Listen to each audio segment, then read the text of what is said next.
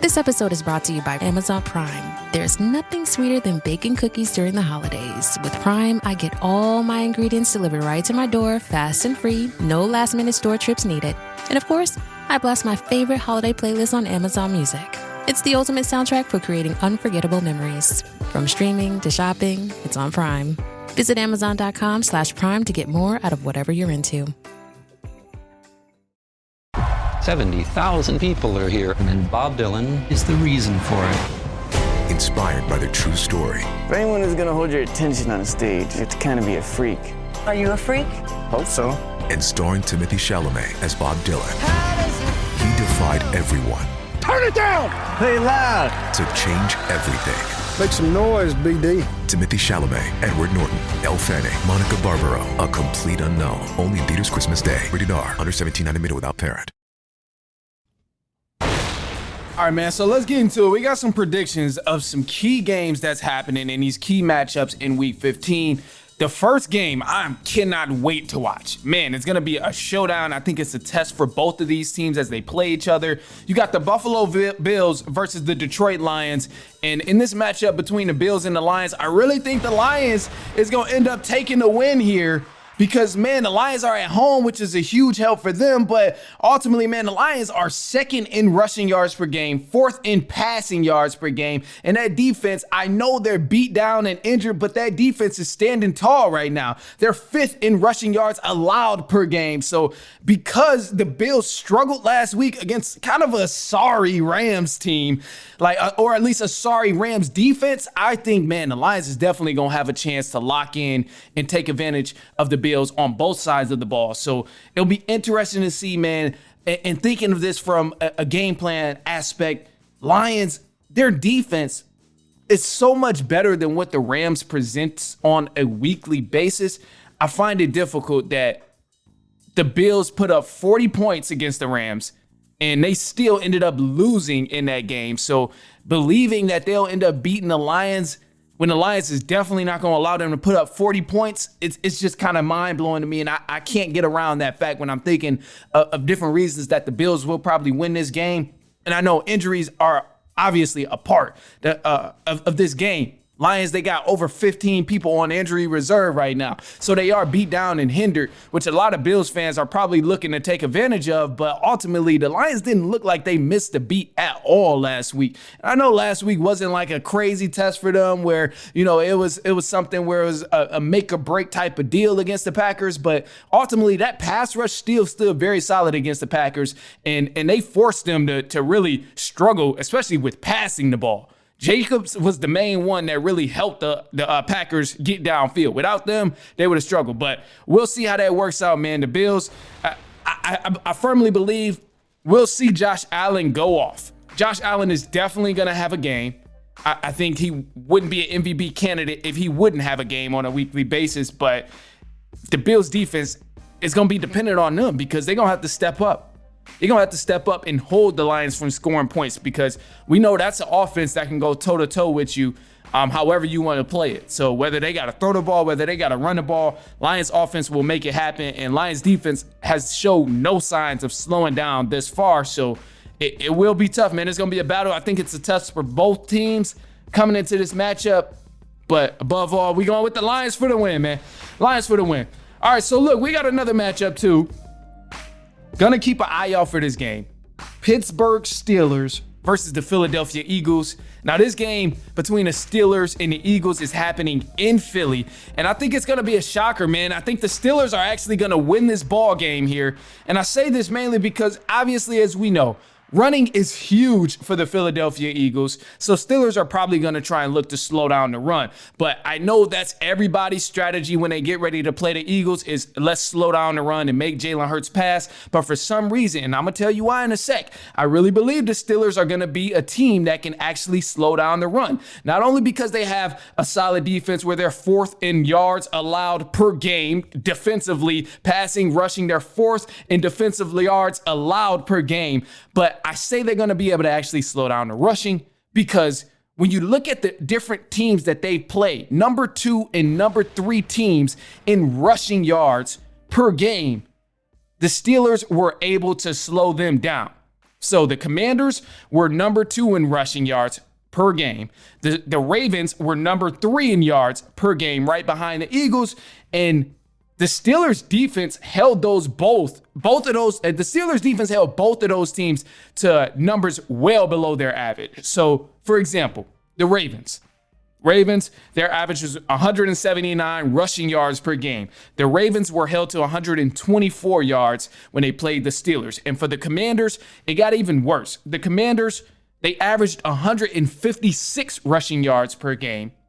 But when they played the Steelers, only thing they could put up was 60 rushing yards. So for the Philadelphia Eagles, who's a fairly solid rushing team, I find it difficult that the Ravens are going to have, or that the Steelers are going to have some trouble stopping another elite rushing team when they've done it multiple times against the second best rushing team, and they've done it against the third best rushing team in the NFL, not just the conference, but in the NFL. So this Eagles team, we've seen they almost blew the game against the Carolina Panthers last week. They played against Bryce Young. Bryce Young was getting it done. They almost allowed Bryce Young to throw for 200 yards against the Eagles. And then also, too, the thing that I really couldn't help but to notice going back to the Eagles is they couldn't stop the Panthers from scoring. This game was a lot closer than it really should have been. And because of that, a lot of pressure is going to be on the Eagles defense in terms of being able to stop the Steelers. Steelers are not the best team that you're going to come across in terms of the moving the ball on the offensive effort. They can get it downfield, but they struggle in the red zone, and that's just the reality of it. But above all, this team's defense has really been helping them a lot, and they've beaten teams off kicking field goals only. Eagles do not want to become one of those teams where the Steelers have beat you because they can kick field goals and stop your offense from actually getting in the end zone. So it's going to be tough. There's obviously a lot of drama going on too right now with the Eagles in terms of their team chemistry. There's been some rumors about Jalen Hurts where him and A.J. Brown are just not seeing eye to eye right now. A.J. Brown was asked about what the Eagles need to do better on offense or something similar to that question. And he dead ass just told the guy, passing. We got to get better at passing. So that's shots fired at Jalen Hurts, your quarterback. So they got to get it together, man. It seems like the chemistry is being shaken up right now. But this isn't anything abnormal from any other good football team that has some sort of success over the years and trying to get down to the Super Bowl. Obviously, everybody's not going to get together on a 53-man roster, so we'll see, man. We'll see. But anyway, in this game here, man, I think I'm rolling with the Steelers to pull it through for the upset. I got the Steelers for the win in this matchup. Gonna be crazy.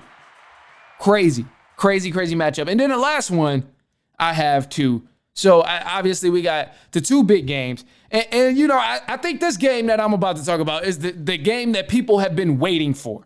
This is the matchup people have been waiting for. And this is not necessarily the matchup, but I think it's going to be the game that people have been waiting for in terms of the Kansas City Chiefs versus the Cleveland Browns. And this game is happening in Cleveland between the Chiefs and the Browns. And I'm going with the Browns to actually win this ball game.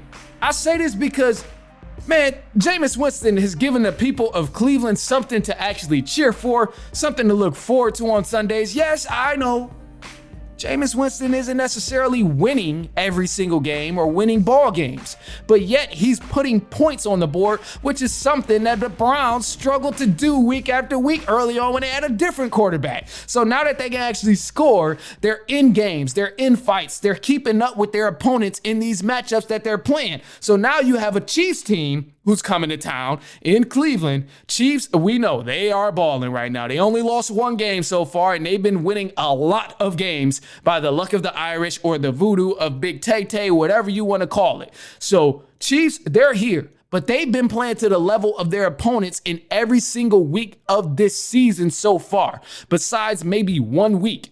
And now they're going against a Browns team at home who puts up a fight every Sunday.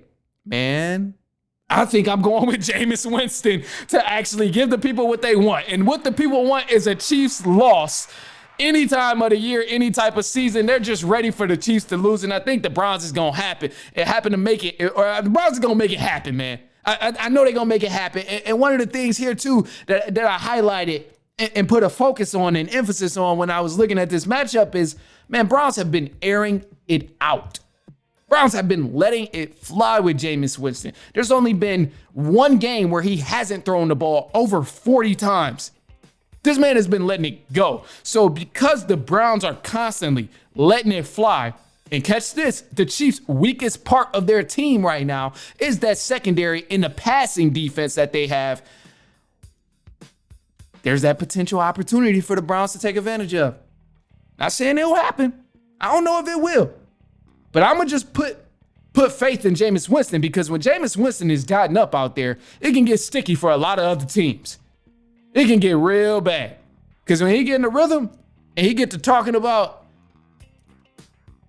the quote he be saying, man, I gotta remember the quote, man. The quote he says about the pregame, man. I need to just see the pregame speech. Everything I need to know about if the Browns will actually win this game, I'll know in the pregame speech with Jameis Winston. And if you don't know about Jameis Winston, pregame speeches, they're epic. Epic. Unwavering faith. That's what it is. Unwavering faith. Unwavering belief. Dependent on the Lord. That's what he is. That boy Jameis. That boy Jameis. Oh my God, man. If Jameis Winston comes out and gives an epic pregame speech at home in Cleveland against the Kansas City Chiefs, I'm telling you right now, the Cleveland Browns will give the Chiefs their second loss of the season. And I'm telling you, it's gonna happen. It's gonna happen, man. I just got a feeling this is where it's going to be. The Chiefs defense has been so finicky when it comes to passing. They're bottom 5 right now. And Jameis is airing it out, throwing over 40 plus yards in all his games besides one. I just know, man, if Jameis Winston come out and he talking about depending on the Lord, unwavering faith, unwavering belief, oh, it's over with. It's over with, because Jameis be locked in. He be locked in, man. I'm telling you, it's going to get bad. It's going to get real sticky for the Chiefs come late game, and it's not going to go their way. The magic that's been happening all year for the Chiefs, it's just not going to happen in their way. So I'm on the train of saying Browns got it, man. I think the Cleveland Browns win this game in Cleveland against the Kansas City Chiefs. It's happening. Put it down. Put it down. Just take note. Just take note. Don't put no money down. But just take note. Take note. That's all.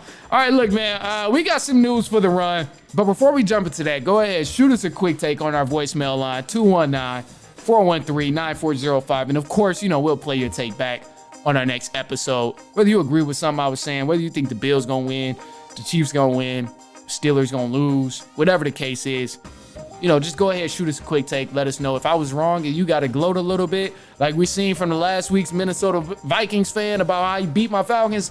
Then, hey, so be it. It's all fun and games. So go ahead, shoot us a quick take, 219-413-9405. And, of course, we'll play it back on our next episode. We got some news for the run, and then we're going to wrap up. We'll be right back. I guess now is halftime, even though it's maybe more like the third quarter, but whatever. It's halftime. We'll be right back.